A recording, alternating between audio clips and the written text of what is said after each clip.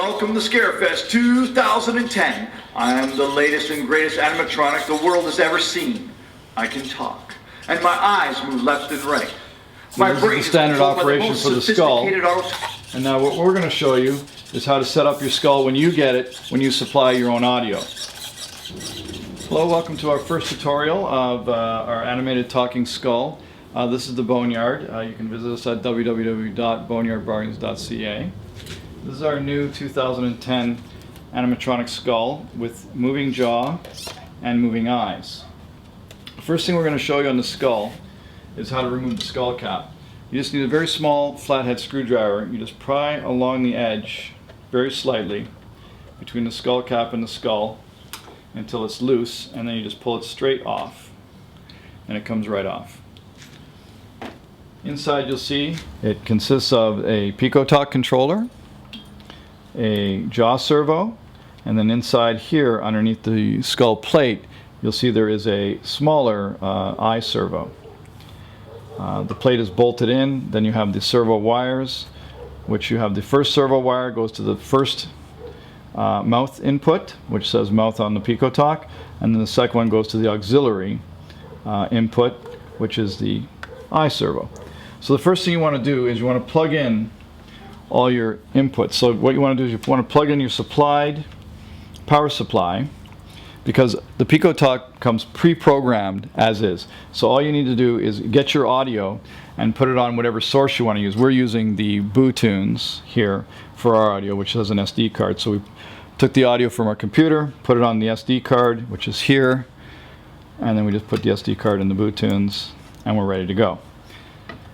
So we're going to use the Bluetooth for our audio source. So what we do is we plug in our power supply, which will power up the pico-talk. So the pico-talk is now powered up, and if you notice that you'll see that the eyes start to move in their random movement, which is standard for the pico-talk. The eyes will move randomly whether there's no audio or not. The next thing you do is you will plug in your audio source from the Bluetooth into the line in. So you plug that in there, and you'll see it already will start to talk.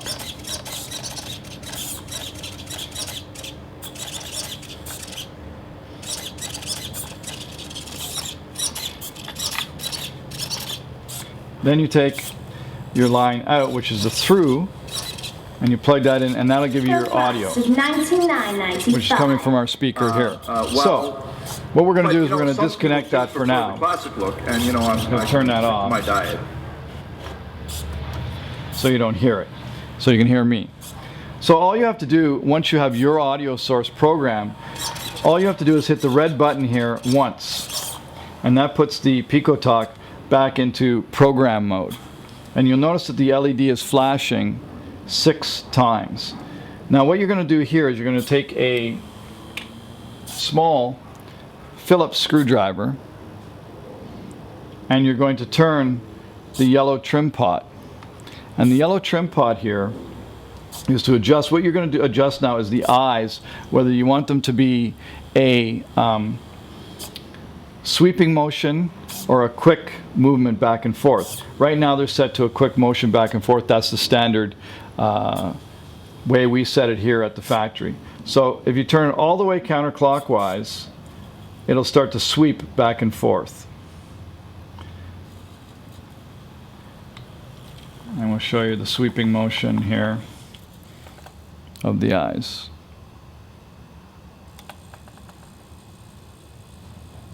They sweep very slowly back and forth, and you can adjust the amount of sweep by the amount you turn it in the counterclockwise direction. If you want it to go quickly back and forth, you turn it in the clockwise direction, and then you get this type of motion.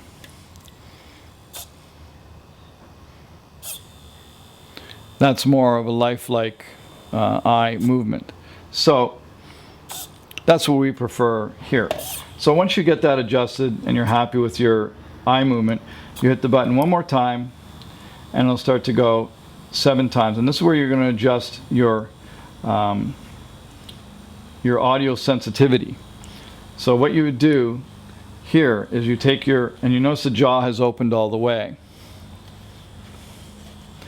So once the jaw is opened all the way, you can now turn your trim pot in a counterclockwise direction until the jaw starts to react to the audio.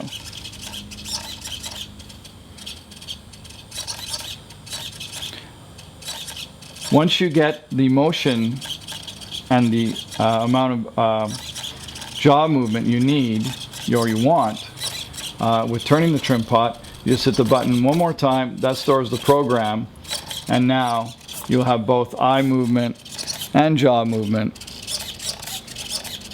for the Pico-Talk. Thank you for watching our tutorial on our 2010 animatronic skull. You can visit us at www.boneyardbargains.ca. We have a new product that goes along with our skulls for 2010.